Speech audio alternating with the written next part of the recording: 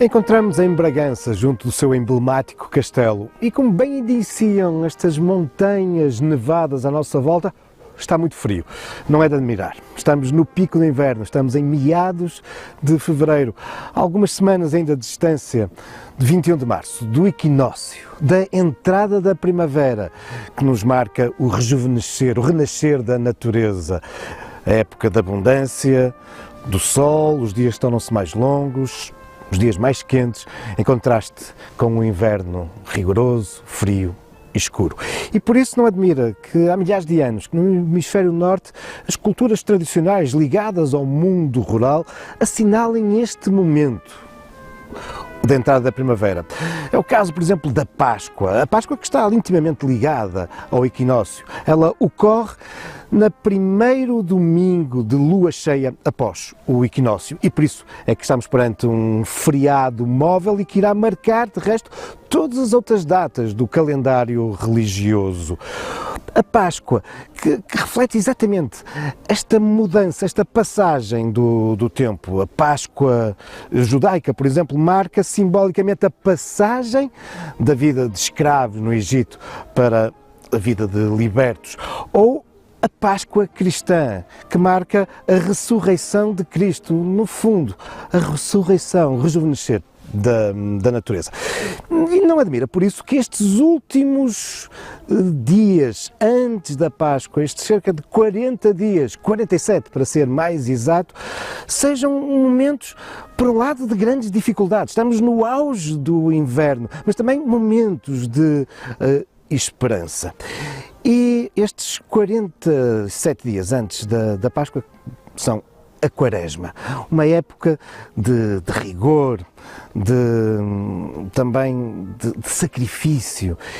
E por isso também que há muito que o momento imediatamente anterior à Quaresma fica marcado por um escape por parte destas comunidades, momentos de festa. Estamos a falar do Carnaval. É um momento em que, por exemplo, se consome com algum exagero os produtos que a partir daí são vedados, proibidos, caso da carne ou do vinho. É um momento de manifestações populares pelas ruas, de sátira social, de representação do mundo ao contrário. As pessoas vestem estranhas roupas e usam máscaras.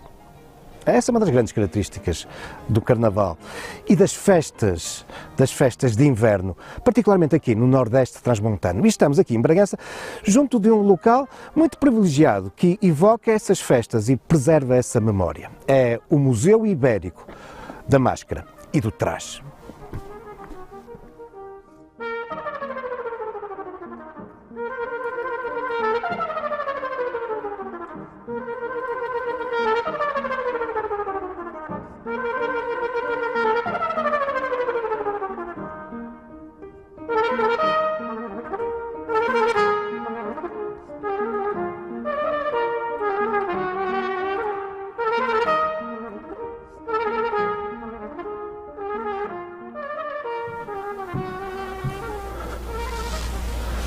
Localizado em pleno centro histórico de Bragança, muito próximo do castelo, inaugurado em 2007, este é um espaço museológico verdadeiramente excepcional. Não só pela temática que aborda, as festas de inverno, não só pela relevância das suas coleções, mas também, como o seu próprio nome indica, Museu Ibérico, estamos perante um projeto transfronteiriço.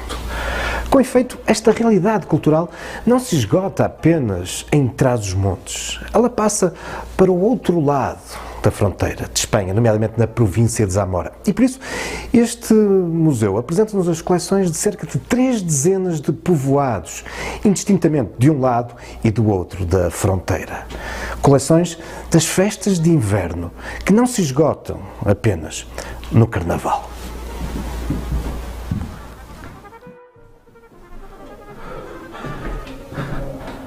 Há, com efeito, todo um outro conjunto de festividades que têm lugar durante o inverno. Muitas delas com origem nesse momento crucial, que é a entrada dessa estação do ano, o solstício de inverno, ou então logo a seguir, nomeadamente no início de janeiro, e por isso são conhecidas como as festas dos reis. Mas grande parte delas vão se concentrar, com efeito, na entrada do inverno, no solstício, ali em torno do Natal. Mas a temática destas festas nada tem a ver com a quadra natalícia. Elas são elucidativamente designadas como as festas da mocidade, dos rapazes ou dos velhos. São festas de origem remota, muito antiga, ancestrais, de origem pagã, e que claramente nos marcam a passagem, a iniciação dos jovens na vida adulta. Festividades que, por isso mesmo, ao longo dos séculos, têm vindo a ser cristianizadas, nomeadamente em torno da figura de Santo Estevão. Ora, esta mescla entre sagrado e profano tem exemplos muito relevantes no vizinho concelho de Vinhais.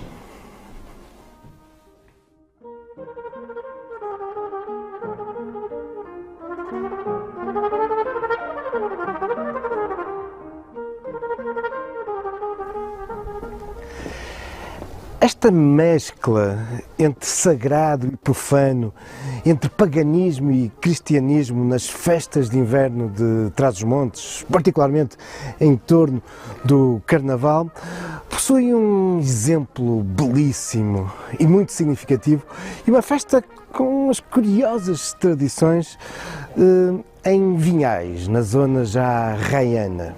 É a festa dos diabos.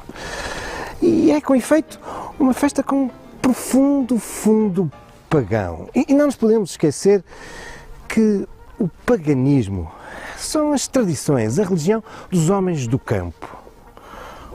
O campo era, em latim, o pagus. Os habitantes do campo, os pagãos, e as suas tradições, o paganismo, diferentes daquela que era a religião que se vinha impondo no meio urbano, o cristianismo. Ora, este fundo pagão está muito vivo nesta festa dos diabos, mas onde percebemos, com efeito, também, a partir de determinada altura, de uma clara cristianização. Alguns investigadores têm até chamado a atenção para a importância que poderá ter tido ao longo do século XVII e do século XVIII o importante convento franciscano, o convento de São Francisco aqui de Vinhais, porque, afinal, a festa dos diabos apresenta-nos também aqui alguns elementos muito significativos, tendo em conta a quadra em que nos aproximamos, a Quaresma. Aliás, um aspecto muito curioso da festa dos diabos é que, ao contrário das outras que ocorrem no Carnaval, não tem lugar no sábado, no domingo ou na terça-feira de cinzas. Não, é na quarta-feira de cinzas. O primeiro dos 40 dias que antecedem a Páscoa, a Quaresma. E nessa altura, a Quaresma é obviamente uma época de recolhimento, de reflexão, de penitência. Então, como explicar uma festa diabólica como a festa dos diabos? Bom, tem exatamente a ver com isso. Tem a ver com esta componente religiosa com que ela, entretanto, a partir de uma altura, passou a ser emoldurada. Porque na festa dos diabos aparecem-nos esses diabos, como que tentando as almas dos cristãos, querendo levá-las com ela. Mas há também uma outra figura crucial nesta festa, é a morte. A morte que vem lembrando que todos acabaremos por morrer e que ela está ali à nossa espera para nos julgar, e temos que, por isso, estar também atentos para não ser levados nas tentações do diabo. É uma festa com efeito muito curiosa e que, se inicialmente ocorria na quarta-feira de cinzas, nestes últimos anos, tendo em conta a grande popularidade, atraindo milhares de pessoas, ela passou agora a ser assinalada no sábado seguinte. faz parte hoje dos programas culturais e turísticos da região. E se de início era apenas o grupo de rapazes de Vinhais que se vestiam de diabos, hoje é praticamente toda a população, novos, velhos, rapazes, raparigas. Mas o fundo mantém-se, ou seja, na quarta-feira de cinzas. Os diabos andam aí à solta pela povoação e vão com os seus citos, chicoteando os incautos e particularmente as raparigas. Não nos podemos esquecer que durante tanto tempo as mulheres eram vistas como o símbolo da tentação e do pecado e vão tentar mesmo raptá-las e para isso, se for necessário, trepam às varandas, arrombam as portas, entram dentro das casas para raptar as raparigas e, claro, se possível também, para roubar um bom fumeiro.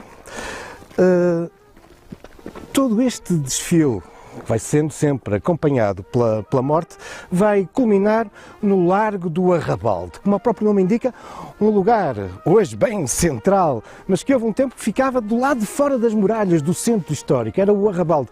E aí temos o culminar de toda esta festa, com algumas rezas tradicionais, mas também com o desaparecimento da morte. Nos nossos dias, a morte é mesmo, de algum modo, queimada, como que nos anunciando, e aqui é o fundo pagão desta festa, como que nos anunciando que estamos a aproximar da primavera, do fim do inverno. Aproxima-se o bom tempo, a vitória do sol, ou, se quisermos, anunciando que daqui a 40 dias tudo irá rejuvenescer ou ressuscitar com a Páscoa. Mas é uma festa tradicional porque, obviamente, os diabos não existem, pois não?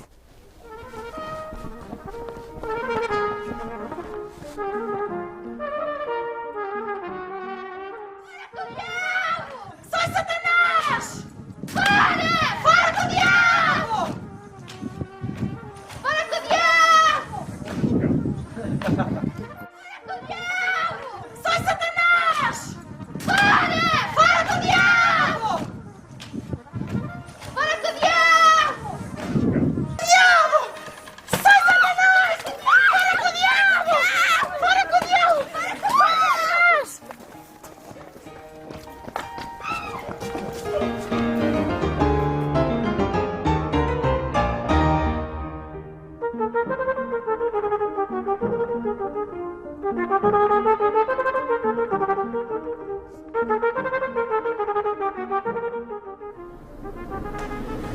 E afinal, os diabos e o inferno existem mesmo, e nem sequer estou a falar dessa concepção filosófica de Sartre, que nos lembrava que o inferno somos nós que o construímos. A verdade é que há muito que aqui no Nordeste transmontano o diabo existe sempre que alguém enverga os trajes tradicionais e estas máscaras diabólicas na época do inverno. Nestas festas de inverno, nomeadamente do Carnaval, mas não só. Fazem parte da identidade, das tradições, do património desta região. Encontramos neste momento no antigo palacete dos Condes de Vinhais. Foi transformado há alguns anos no Centro Cultural da Câmara Municipal de Vinhais, um espaço que desde a sua origem presta uma particular atenção a esta herança cultural, com exposições permanentes e temporárias em torno deste património, apresentando-nos antigas máscaras de artesãos há muito desaparecidos, mas também exposições onde atuais artesãos mantêm bem viva esta tradição. Caso, por exemplo, de Isidro Rodrigues, que produz as máscaras das tradicionais festas dos rapazes da povoação de Aveleda, no vizinho concelho de Bragança. São máscaras feitas fundamentalmente em lata, distinguindo-se, por exemplo, de uma outra festa de rapazes, de iniciação aos rapazes, enfim, transfigurada há muito nas festas de Santo Estevão, entre 24 e 26 de dezembro. São as festas de Santo Estevão de Ousilhão, onde Romeu Fernandes nos continua a produzir estas máscaras tradicionais feitas em madeira, socorrentes do castanho, do amieiro, da nogueira e da amoreira. Ora, um outro artesão desta povoação e que continua a produzir máscaras também exclusivamente em madeira, neste caso só de castanho, são as máscaras de Vítor Afonso. A festa dos rapazes de Ousilhão. Ora, uma povoação ao lado, Vila Boa, também durante muito tempo se realizaram estas festas de Santo Estevão, mas há já muito tempo também que essas festas foram transferidas para a altura do Carnaval. E aqui temos máscaras carnavalescas de Vila Boa produzidas por Toseval. Mas o ideal é irmos mesmo até Vila Boa.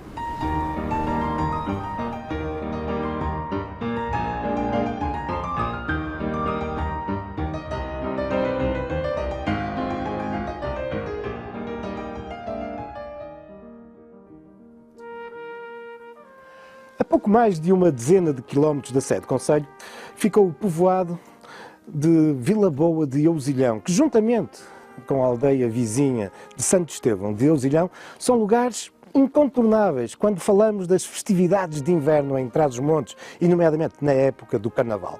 Estamos afinal a falar do local onde habitam os máscaros, os caretos, estas figuras tradicionais, coloridas, bem barulhentas e com as suas máscaras diabólicas, feias, para aterrar as raparigas. Bom, são figuras que tradicionalmente estavam associadas às festas de Santo Estevão, isto é, às festas dos rapazes, que regra geral aconteciam entre 24 e 26 de dezembro, festas de iniciação, de transição dos rapazes para a vida adulta, regra geral, eram bandos de jovens no final da adolescência, quando iniciavam, de facto, essa passagem para um outro estatuto social, que vestiam estas roupas e se espalhavam pela aldeia, assustando as suas vítimas, obviamente, as raparigas solteiras.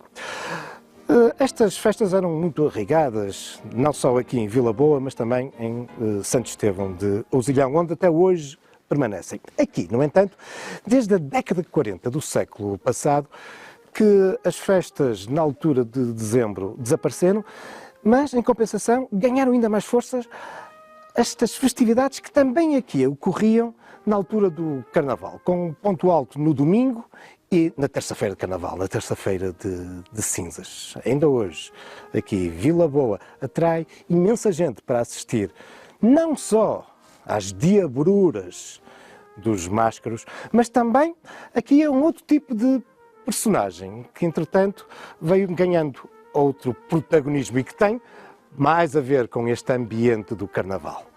Estamos a falar das marafonas, umas figuras que, ao contrário dos máscaros, que as pessoas mais ou menos conseguem identificar por causa dos seus trajos, as marafonas estão completamente ocultas, com roupas que não se conseguem identificar e acabam por ser as mais matreiras destas festividades, porque, afinal, elas estão munidas de cinza e de farinha, que vão atirando aos incautos pacientes do local. Bom, melhor mesmo é sair daqui.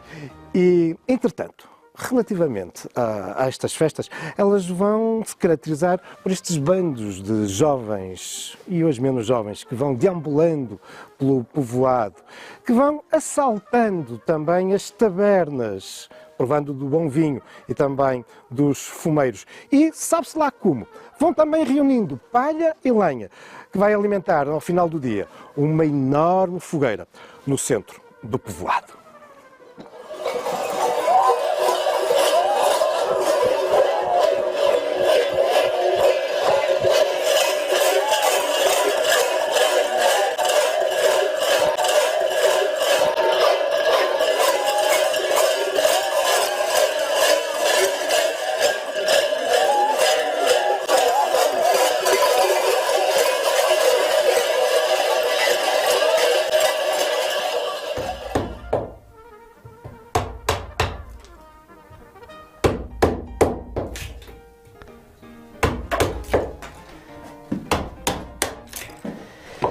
É aqui na oficina, no ateliê do Tozeval, que hoje em dia são produzidas grande parte das máscaras, dos caretos utilizados nas festas tradicionais de Vila Boa, as festas de Carnaval. Tozé começou esta atividade no início dos anos 90. Inspirado nas velhas máscaras, produziu a sua própria máscara e, na altura, ainda sem o saber, estava a dar início a uma carreira que não mais terminou, desenvolvendo uma estética muito própria, caracterizado não só pelas máscaras em madeira, e ele privilegia o castanho, uma madeira muito mais duradoura, mas também estes tratamentos finais com fortes cores vermelhas e negras. Máscaras, como ele próprio gosta de dizer, másculas, feias, diabólicas. Tudo começa, como podemos observar, através de um tronco de castanho que vai sendo depois talhado até dar origem a estas máscaras. Fazem parte, como vimos, da identidade, do património, uma herança cultural desta região. E que nos vai levar, de novo, até ao Museu das Máscaras, em Bragança.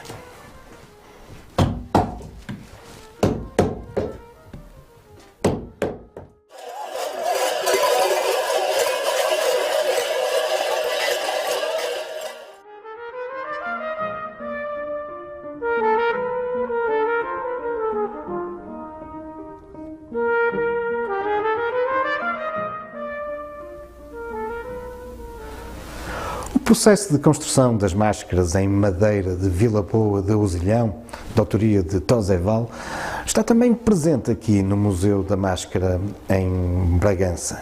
As máscaras carnavalescas. Aliás, o museu dedica toda uma área às festas de Carnaval. Aqui podemos ver também os famosos trajes e máscaras de outras festas bem conhecidas e tradicionais de Carnaval, como os de Lazarim e Pudense. Mas aqui podemos igualmente contemplar umas personagens que nos são já familiares. O diabo e a morte dessas festas de Vinhais, a festa dos diabos, que, como vimos, são muito raras, no sentido em que elas não têm lugar no domingo de Carnaval ou na terça-feira de cinzas. Não, elas têm lugar no dia seguinte, na quarta-feira de cinzas, naquele que é já o primeiro dia da Quaresma, anunciando-nos a proximidade da Páscoa. Mas, em rigor, esta festa não é única. Há outras, nomeadamente aqui em Bragança, também na quarta-feira de cinzas.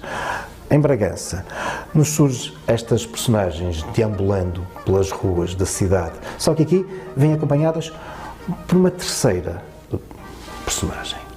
Trata-se da censura, vestida de cinzento e representando também uma tesoura no seu rosto, na máscara. É uma figura que vem aqui reforçar esta componente já um pouco algo moralista, apelando ao bom comportamento, censurando os costumes, enfim, anunciando-nos, de facto, esta época da Quaresma, esta época da contenção, que nos vai levar até à Páscoa. A Páscoa, que não deixa de ser um momento crucial do calendário e também um momento festivo. Mas isso são já outros factos, também algumas lendas, futuros caminhos da história.